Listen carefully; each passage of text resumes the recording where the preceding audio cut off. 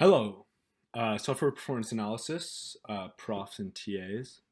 We are Group 14, which includes Xander Sirois, Jake Egan, Quentin Roy Foster, and Matthew Thompson. And today we will be presenting to you the spread the load principle, which is actually one of my personal favorites. Continue on here to the overview slide.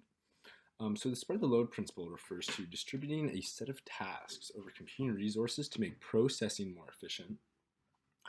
And so the idea of this is that you don't want certain tasks who all require the same resources to be in line at the same time. You want to kind of spread them out and schedule them in the most efficient manner. So this causes the response time to be optimized and avoids overloading of some resources while leaving others idle, as I explained previously.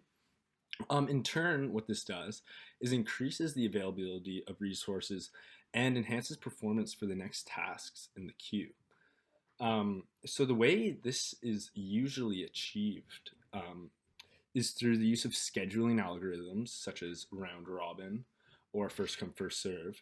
However, first come first serve would probably not be the most optimal. Just an example. But also software performance engineering also helps in this because if you use this in the development of the task or software that is running, it can minimize the resource requirements of these tasks. All right, now speaking to the benefits of the spread the load principle. The three main benefits of the principle is that it reduces delay in compute resources, and thus, as seen by the user, it increases the system's overall efficiency, and finally, it allows the system to take on more tasks in a given period of time.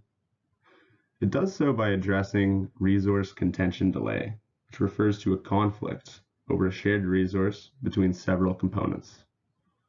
It reduces the number of processes that need a given resource, and it also reduces the amount of the resource that the process needs. This benefits the overall system as it can perform more computations in less time and makes the overall system more efficient and productive at performing its given tasks. The main application of load balancing is the distribution of workloads to resources to handle demand. It can be either host-based, path-based, or content-based. A load balancer can also support a variety of features, such as encryption to encode information, authentication to handle permissions for specific resources, firewall for protection against unauthorized access, etc. Load balancers can also be implemented by hardware or software systems. Hardware-based load balancers are dedicated appliances running load balancing software, while software-based load balancers can be ran on normal servers or virtual environments.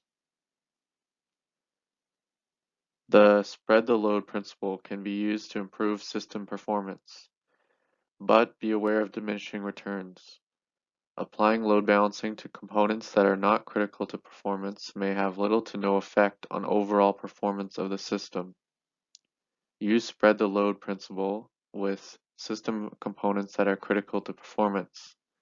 Performance models can be used to measure the effect that load balancing has on the overall system.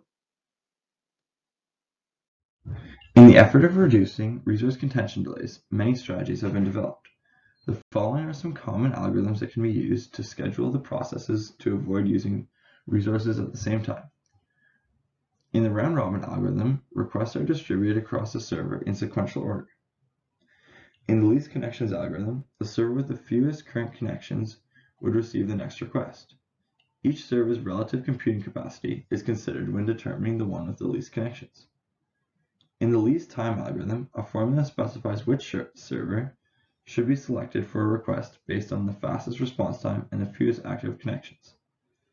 In the hashing algorithm, the requests are distributed using a hashing strategy based on the client IP address or the request URL. NGINX plus can optionally apply a consistent hash to minimize redistribution of loads if the set of upstream servers changes.